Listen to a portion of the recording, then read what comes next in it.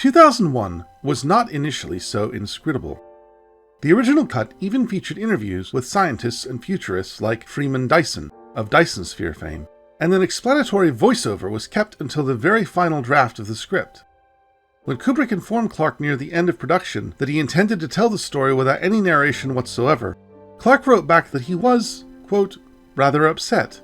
I'd be very interested to see how you could possibly dispense with much of the narrative material, while at the same time I feel it's a good thing if you can. Clarke was right. It would be very difficult, but arguably preferable, to dispense with any narration. Just ask Harrison Ford.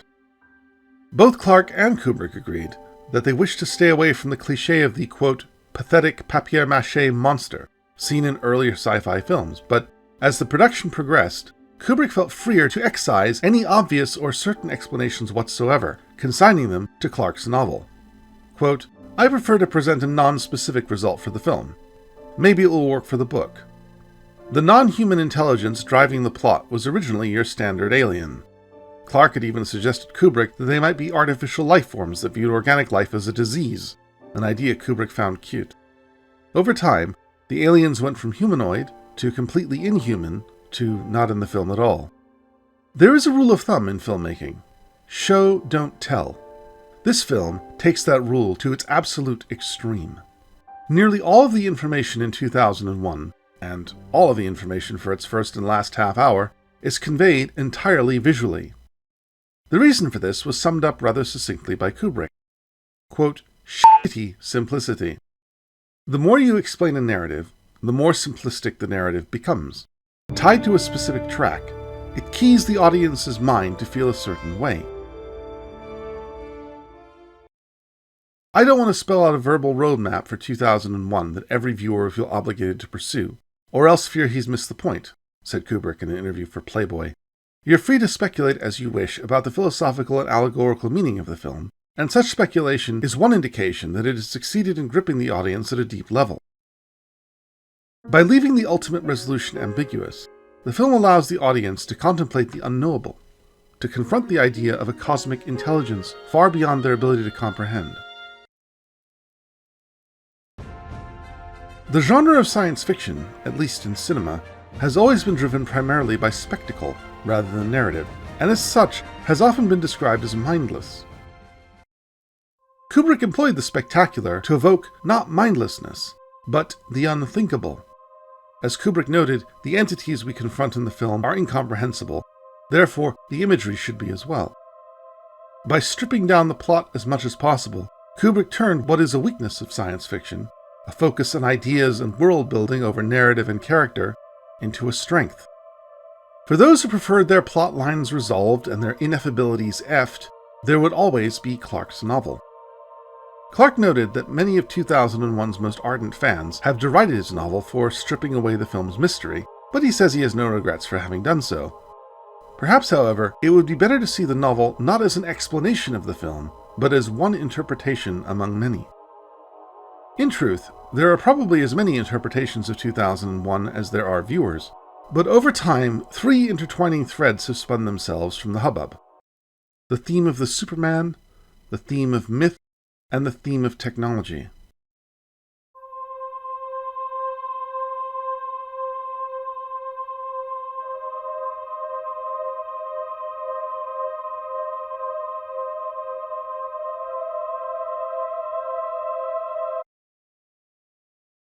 The first theme can easily be seen, as well as heard, in the film's opening titles.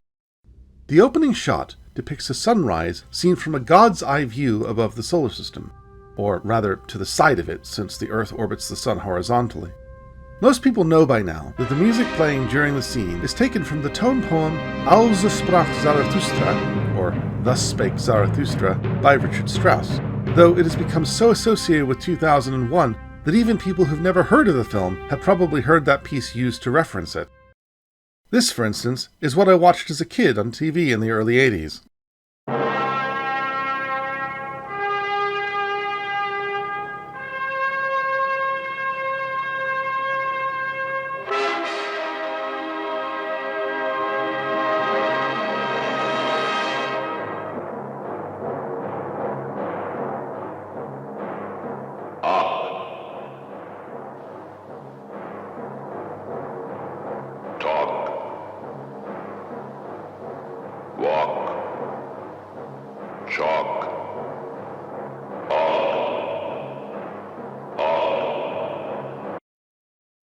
It was an odd time to grow up. What most people probably don't know is that the title of that specific piece of music is Sunrise. Not for nothing is the first section of the film called The Dawn of Man. Twice more in the first act, we see the sun rise, both times above a monolith. In fact, the novel makes clear that it was the sun's rays touching the lunar monolith for the first time in 4 million years that set the screeching radio transmission off, similar to the setting off of the fire alarm at the end of the Sentinel. A second metaphorical dawn triggered by a second literal one. The first act of the film can thus be seen as a diptych, two works of art tied together in parallel. Not only do we see the same impossible configuration of the sun and moon, or Earth, above both monoliths, but we also see the same veneration and the helplessness of man when faced with the monolith. 4 million years of evolution reduced to nothing against a universal intellect. A similar parallel occurs at the spaceport. The verbal shots traded so inexpertly between Cold War enemies echo the physical battle seen at the start. Some have drawn attention to the fact that one of the women in the altercation forms her fingers into the shape of a gun, pointing at Floyd. Kubrick made this comparison explicit in an interview, arguing that modern battles are waged with words rather than clubs. While the apes devour raw flesh, Floyd demurely sips at zero-G rations. The club itself is interesting. Besides its rather obvious phallic overtones, a connection Kubrick made earlier in Dr. Strangelove, it also serves as a critique of the human race itself.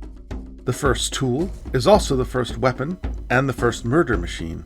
Kubrick believed that warfare was intrinsic to human evolution, and that technology was inherently ambivalent. Another thinker who felt this way, though with far less ambivalence, was the 19th century German philosopher Friedrich Nietzsche, who once said, quote, "War is essential. It is vain rhapsodizing and sentimentality to continue to expect much, even more to expect a very great deal, from mankind once it has learned not to wage war. For the time being, we know of no other means to imbue exhausted peoples as strongly and surely as every great war does with that raw energy of the battleground, that deep impersonal hatred, the murderous cold-bloodedness with a good conscience, that communal organized ardor in destroying the enemy, that proud indifference to great losses, to one's own existence and to that of one's friends, that muted, seismic convulsion of the soul." I wonder if he could have mustered such passion on the subject had he lived to see World War I. The reason for dragging Nietzsche so artlessly into this analysis is that Also sprach Zarathustra, or Thus Spake Zarathustra, is the title of Nietzsche's best-known work, a comedic novel, for some people anyway, in which a prophet named Zarathustra comes out to greet the rising of the sun and declares that God is dead. It is important to distinguish this character named Zarathustra from the semi-mythical Zarathustra, or Zoroaster, founder of the Zoroastrian faith, who shares his name. They are not, and were never intended to be, the same person. In fact, Nietzsche's Zarathustra is essentially a satirical parody of the original, claiming his name but none of his ideals. Zoroastrianism was one of the earliest monotheistic faiths, which proclaimed that the universe is divided between a single ultimate good, called Ormazd, and a single ultimate evil, called Ahriman. Nietzsche goes somewhat further with this and claims that Zarathustra was the first to create a dualism of good and evil, concepts I'm pretty sure were within the ken of Cro-Magnons. Nietzsche did not believe in good or evil, hence the title of another one of his books. Instead, he believed that morals should come from within, derived from the subjective internal creative impulse, rather than externally from some non-existent deity. Nietzsche called this creative impulse the will to power, and anyone who attained the level of self-knowledge to construct his own morality he termed an Übermensch, or Superman. Really Overman, but Superman seems to have stuck. The Übermensch was capable of transcending the herd, and of using his power to shape human history. If you couldn't already guess, Nietzsche was a big fan of Napoleon. Nietzsche contrasted the Übermensch with what he called the last man, he who was incapable of creating anything of his own, and sees nothing beyond his own physical comfort. Nietzsche grasped that, unlike the static cosmologies presented by religions of the past, the cosmology presented by science was dynamic, a river of constant change, and he saw the rise of the Übermensch as a continuation of mankind's evolution. What is ape to man? He has Zarathustra cry. A laughing-stock, or painful embarrassment, and man shall be that to the Übermensch. Man is a rope, tied between beast and Übermensch, a rope over an abyss. What is great in man is that he is a bridge and not an end. In the novel, Nietzsche has Zarathustra literally carry the body of a dead tightrope walker, which he buries in the trunk of a dead tree. Another theme in Nietzsche's philosophy was that of eternal recurrence, that, given an infinite amount of time, all events must recur as they have done, so one must live one's life as if, to quote Maximus, it echoes in eternity, because, in a sense, it literally does. This idea has actually been explored in cosmology, though it involves numbers far beyond any kind of human comprehension. The film echoes the idea of recurrence in the parallel events of the dawn of man's two acts. In Part 2, Discovery 1 is Spaceship Earth, a metal bubble separating a human universe from the void, and its crew are humanity in microcosm, with Hal as their all-powerful god. It is made very clear in the novel that Hal could perform every function required of the mission himself. The humans are essentially cargo. Despite the fact that the two human characters are presented to us almost entirely through their actions, we learn quite a lot about them. When we first meet Frank Poole, he is jogging around the centrifuge used to generate gravity. Not only jogging, but shadowboxing. He has a surfer's physique and bathes under a sun lamp with a casual swagger. It is clear that he is less at ease in this artificial world than Bowman. He gets birthday wishes from home. He eats while watching old news. He loses a chess game to Hal, and, in the novel at least, spends the most time outside the ship doing manual labor. Bowman is a far more intellectual being. He is an artist. He has a rapport with Hal that Poole doesn't seem to share. He queries Hal when his malfunction first manifests, and ponders a question that the gung-ho Poole doesn't even consider as they plot to disconnect him. Well, as far as I know, no 9,000 computers have been disconnected. Well, no 9,000 computers ever fouled up before. That's not what I mean. Well, I'm not so sure what he'd think about it. Both Bowman and Poole are last men, living in a world of perpetual physical comfort, their survival ensured by the great panoptic god. And yet, as they learn too late, they exist at their god's whim, and when, as gods do, he capriciously turns on them, it is the introspective Bowman, rather than the rash Poole, who is able to confront Hal and ultimately destroy him. With God dead, Bowman is able to evolve into the Übermensch and return home to raise up the rest of humanity. But there are two fundamental differences between 2001's take on the Übermensch and that espoused by Nietzsche. First, 2001 must live in a world still raw from the effects of perversions of Nietzsche's philosophy, and also must be colored by Kubrick's own long-established anti-war ideology.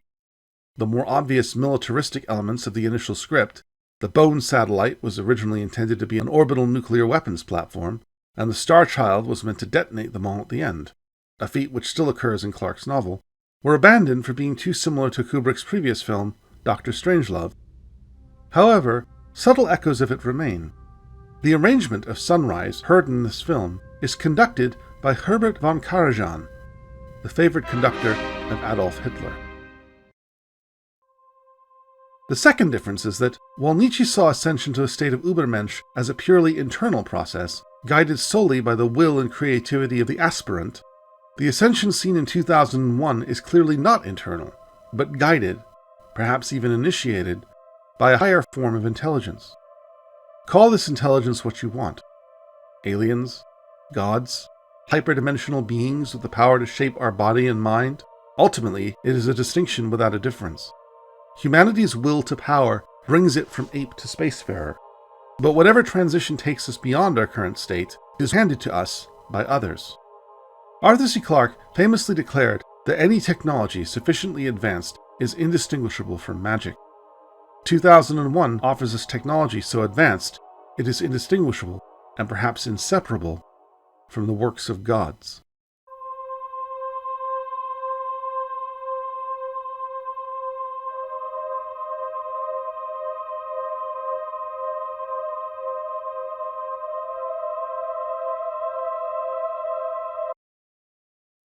What is a myth?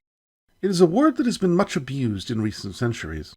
Often, to call a story a myth is to disparage it as false or even fraudulent.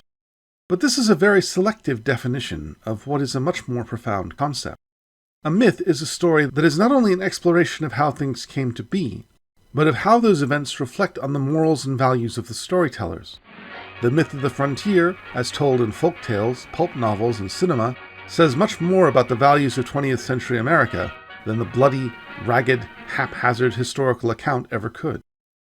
For the ancient Greeks who coined the term, mythos was inseparable from stories of gods and heroes, and the often malicious actions of those gods reflected the Greek view of the world as a whole.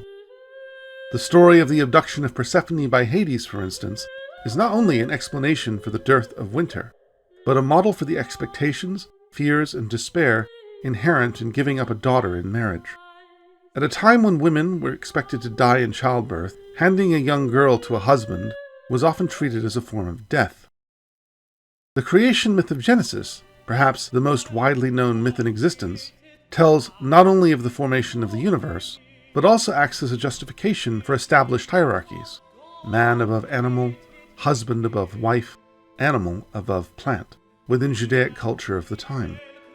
Mythopoeia, or the creation of myth, was clearly on the minds of Kubrick and Clarke when they began this project. The first clue is in the title of the film, 2001: A Space Odyssey. The date of 2001 resonates with Christian millenarianism and the idea of humanity's physical transcendence into heaven, though perhaps with a cheeky extra year added in the name of scientific accuracy since, as everyone knows, the millennium actually occurred in 2001, not 2000. The word Odyssey can mean any grand adventure, but specifically refers to one of the great works of mythic literature, the Odyssey, Homer's epic poem of the return of the hero king Odysseus from the Trojan War. Like most Greek myths, it is a tale of mortals and the divine out of balance. To save his crew, Odysseus blinds the giant Cyclops Polyhemus, who, in retaliation, calls upon his father Poseidon, god of the sea, to avenge him. Despite Odysseus' gift for guile and craftiness, he is confounded, first by the greed and stupidity of his men, and then by the machinations of Poseidon, until all but he are dead. Eventually, through the intercession of his patron goddess Athena, Odysseus is allowed to return home and reclaim his lands, but even so must perform an act of penance to appease Poseidon's wrath. Superficially, this story would appear to have little in common with events described in the film, and yet the connections are stronger than they appear. Like the Odyssey, 2001 is a story of voyage and return. David Bowman's surname evokes Odysseus, who was a famed archer, while his first name recalls another mythical giant slayer. Tellingly, his name in early drafts was Alex Bowman, a reference to Alexander the Great. And before you think that's a reach, just look at the names of his characters in Dr. Strangelove. Like Odysseus, Bowman must suffer the loss of his crew and face his final tribulation alone. To quote Clarke, Bowman's crewmates must die because Odysseus's did. Hal, whose malevolent round eye oversees the ship, is the Cyclops Bowman must defeat, and, like Odysseus, he does not kill him, but removes his source of potency. For the Cyclops, his eye. For Hal, his mind. In earlier drafts of the script, before the computer system was recast as the antagonist, its name was Athena, protector of Odysseus. Prior to production, Clarke gave Kubrick a copy of Joseph Campbell's seminal mythological work, The Hero with a Thousand Faces, which outlines what he called the hero's journey, or monomyth. The thesis of the hero's journey is that various mythic narratives from across history and culture share a common thread of events, which can be broken down into 11, or 12, or 17 distinct stages. However, mapping these stages onto 2001 is tricky, because it's not entirely clear who 2001's hero is. Is it Bowman? Is it both Bowman and Floyd? Or is it humanity itself? While 2001's adherence to the hero's journey may be somewhat idiosyncratic, one of its more direct imitators, right down to the theme tune,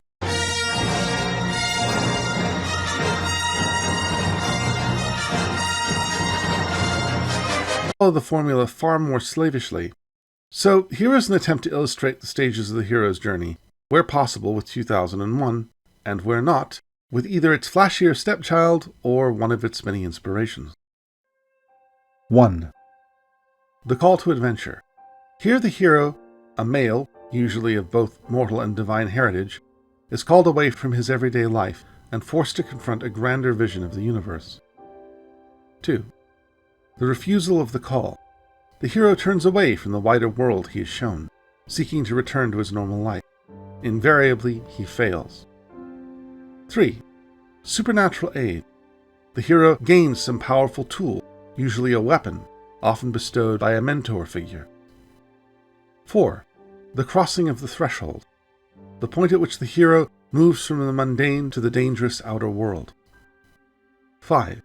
The belly of the whale. A descent into a dark, secluded place, where dangers may be encountered. 6. The road of trials. A series of tests that the hero must undertake to prepare for his final transformation. 7. The meeting with the goddess. Here, the hero gains items that will help him in the future. 8. Temptations. The hero is tempted away from his course, usually by physical or worldly pleasures. 9. Atonement with the Father. The hero confronts a being of incredible power that forms the focus of his journey. 10. Apotheosis. Literally, being made divine. The hero becomes all-powerful and gains the knowledge he has sought. And finally, 11. The return. The hero returns to normal life, armed with the knowledge he has gained.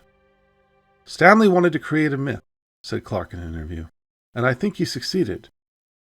Did he? Does 2001 work as a myth? Certainly it is an account of how things came to be, though one grounded in science rather than folklore. Unlike myths of the past, 2001 is not constrained by the tropes and clothing of any particular theism.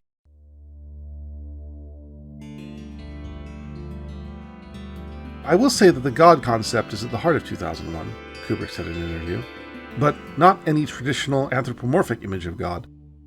I don't believe in any of Earth's monotheistic religions, but I do believe it is possible to construct an intriguing scientific definition of God. Clarke and Kubrick were clearly aiming to construct a spiritual experience. MGM is making the first $10 million religious movie, Clarke smirked during production, only they don't know it yet. But religious implies a specific set of beliefs, doctrines, and iconography. 2001 has none of that. How does one convey an idea of the divine without being constrained by the mundane accoutrements the various religions have attached to it? 2001's solution is to employ a tool common to nearly every act of collective faith humanity has attempted since its birth: the sublime. Like myth, or indeed divine, awesome, or terrible, the word sublime has been somewhat cheapened by humanity through casual misuse. Today, one might use it to describe a particularly good raspberry parfait, but that is almost an inversion of its original meaning. Sublime comes from the same root as the word subliminal, the Latin sublimina, meaning below the line. The sublime was that which lay just below the limits of human understanding, and to experience the sublime was literally to touch the infinite and the eternal. The sublime need not be beautiful. Indeed, many philosophers considered its shattering revelation to be terrifying. It could enrapture us, or it could destroy us. Those exposed to the sublime find their rational higher minds in conflict with their emotional lower minds, as they struggle to make sense of the feelings the sublime has stirred. Edmund Burke, the 18th century philosopher and political theorist, broke the evocation of the sublime into 7 basic components: darkness, obscurity or lack of clarity of meaning, privation or discomfort, vastness, magnificence, loudness, and suddenness. If these qualities sound familiar, it is because they are the same tools used by religions the world over since before the dawn of civilization. The contrast of music and silence, of light and darkness, of knowable form against unknowable truth, and the vastness of space against the frailty of man are just as mercilessly employed in 2001 as they are by the shaman or the priest. In short, 2001 is slow-paced and monotonous for the same reason church services, meditation, and sweat lodge ceremonies are slow-paced and monotonous.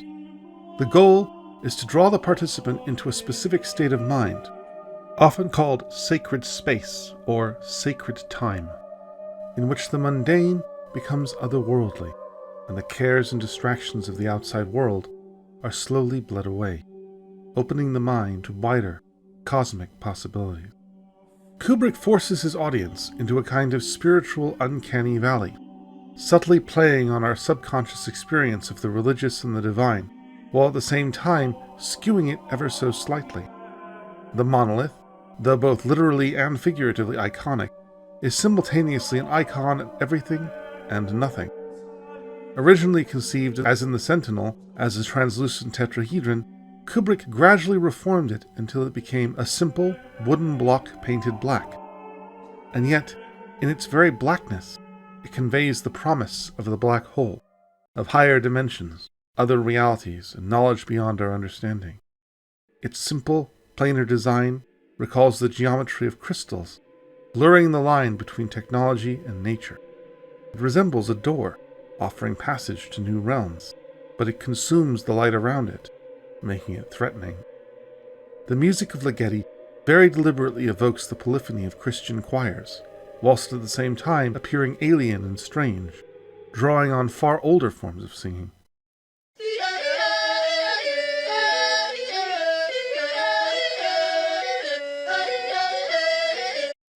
Ironically, another of the tools that 2001 uses to accomplish this is absolute realism. Unlike many of its successors, 2001 does not employ worldly crutches to ease its viewers into its reality.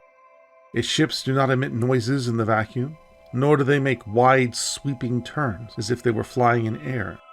Gravity is not employed through techno-magic, but through centrifugal force. Space is the ultimate sublime. It is infinity, it is immensity, it is darkness, and it is silence. And it is confusing, literally turning your worlds upside down. By thrusting its audience directly into the alien environment of space, 2001 forces them to confront that which they, as petty earthlings, comfortably ignore. Kubrick draws out the silence of space the same way that a skilled cleric plays the silence of the congregation. By virtue of its mere suddenness, even the most banal phrase can become memorable and iconic. Open the pod bay doors, Hal. This is the one phrase Keir Dullea is asked to repeat at every convention. In the same interview for Playboy, Kubrick said that, quote, "I think that 2001, like music, succeeds in short-circuiting the rigid surface cultural blocks that shackle our consciousness to narrowly defined areas of experience, and is able to cut directly through to areas of emotional comprehension. This connection between music and the sublime has sometimes been termed the Dionysian, after Dionysus, the god of intoxication and revelry. Art that employed the Dionysian, like music, engaged the irrational, the uncomprehending, the ecstatic, and the animal, while its opposite, called Apollonian, after Apollo, the god of truth, was art that attempted to accurately and rationally reflect the world around us.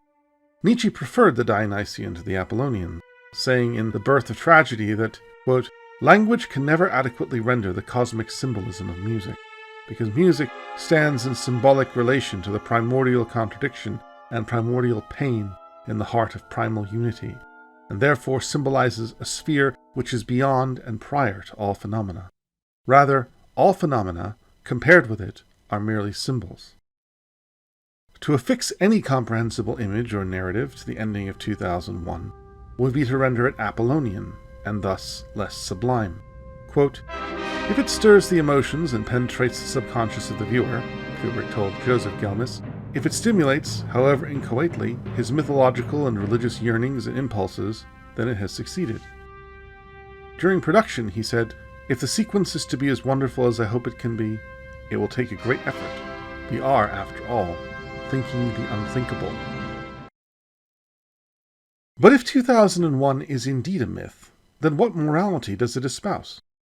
What is its evangelion, if it even has one? What does 2001 have to say about the problem of being human? We will find out, to the best of my ability anyway, in Part 3.